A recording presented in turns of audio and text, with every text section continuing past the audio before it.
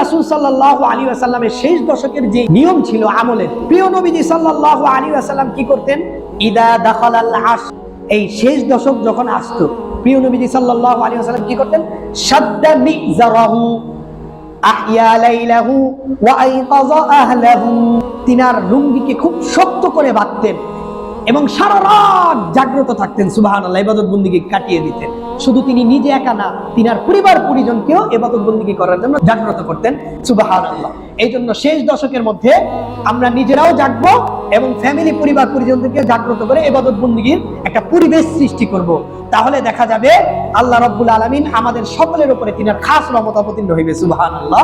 এবং পাশাপাশি লাইলাতুল কদরের ফজিলতটা আমি আপনি লাভ করতে পারবো। আর যেই ব্যক্তি লাইলাতুল কদর পেয়ে যায়, সে 83 বছর 4 মাস এর থেকেও বেশি সওয়াব তার আমলনামার মধ্যে আমার আল্লাহ দান করে। সুবহানাল্লাহ।